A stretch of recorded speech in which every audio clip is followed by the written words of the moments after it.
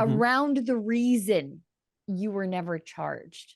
And a lot of the other convoy organizers, they're all charged with mischief. Some of them have gag orders.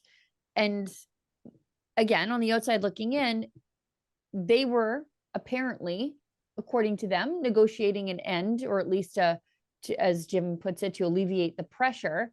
But they all got charged with mischief.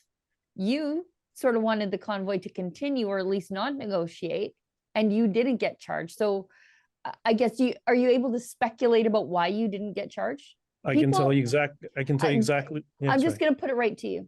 Yeah. People say that you turned on them, that people say that maybe you informed on them. I don't know what you can inform on them. Oh my God. But that's out there. It's on me to ask it. So please speculate as to why you weren't charged. Yeah, listen, Ray Epps told people to go into government buildings. I told people to stay out of buildings and be kind to police and show them love, even when they're writing you a ticket, because they don't want to do it. I mean, for me, I have a brother who's a police sergeant, so I understand, the basics of what happens when they do crowd control. Because, when we go for family dinners, he's mentioned stuff like that. We talk shop a little bit.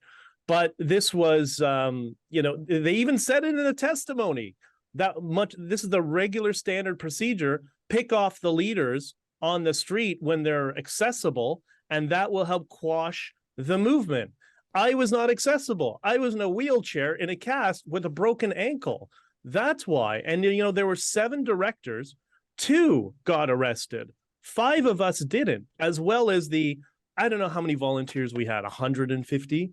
A few of them got picked up, but many people didn't. And I don't, it's interesting that there seems to be, this speculation all around exclusively myself, and I don't understand why. I was just in a hotel, and when on February 18th, Chris and Tamara were both arrested.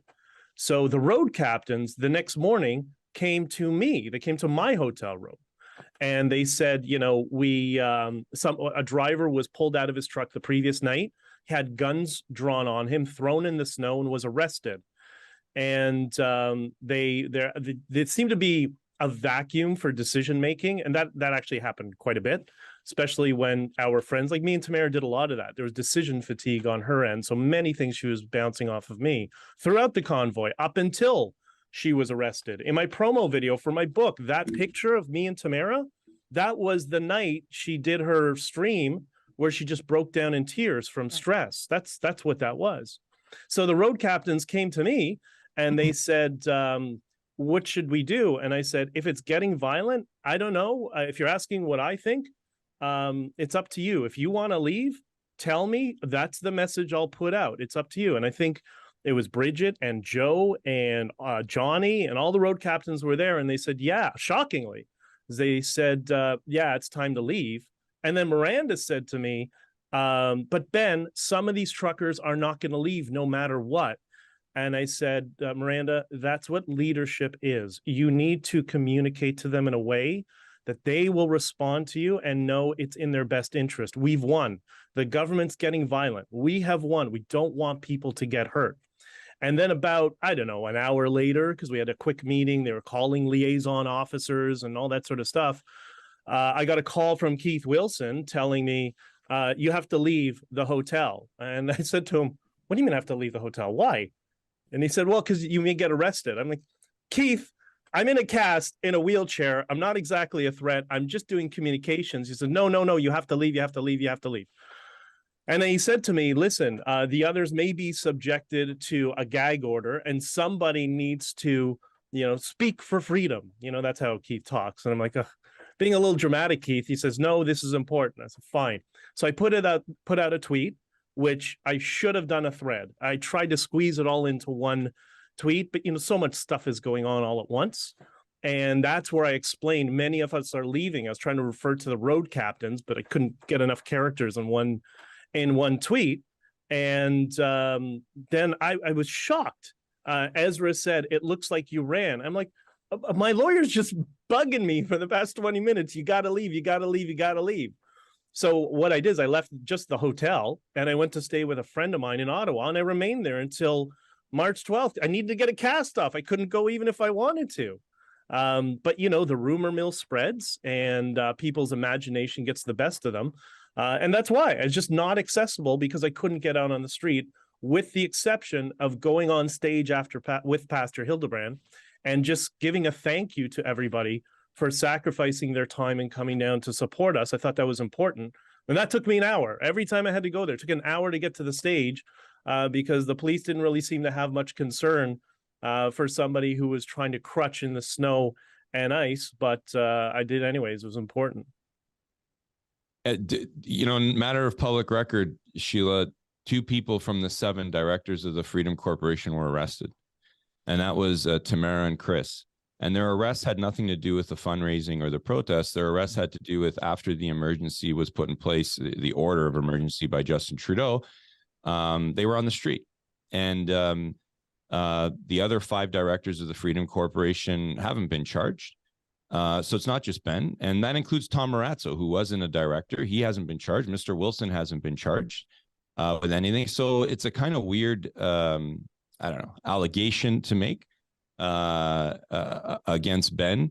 And it's not consistent. Like, the question's not consistent, because 2 of the 7 fundraisers, if you were to call them, directors of the corporation is the proper way to call them, have not been charged.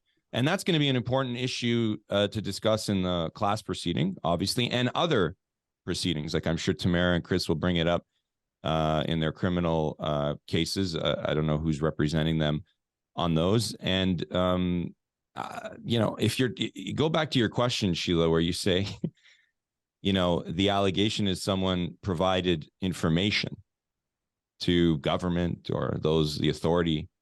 We just talked about Tom Marazzo and Mr. Wilson going to secret meetings with the city and giving them information on the positioning of trucks in the protests. So if you were to venture a guess and ask a question, who's providing information, we don't even have to guess, because they've testified that Tom Marazzo's small role in the protests was to show up there, declare himself spokesperson on February 8th, and he immediately go into discussions with authority figures and give them confidential information as to the positioning of protesters. And this is someone who's, living off of an RCMP pension, military pension in his case. He's never been charged, and I've not heard his military pension being taken away. And he's admitted on the record, public record, that he was in backroom negotiations, discussions with the city, the former chief of police. And we don't know all of the discussions that were had, because all we have is some text messages between Dean and Mr. Wilson. Mr. Wilson said on the stand that his clients waived privilege for him to say that at the inquiry. But we don't even have evidence that all his former clients did waive privilege.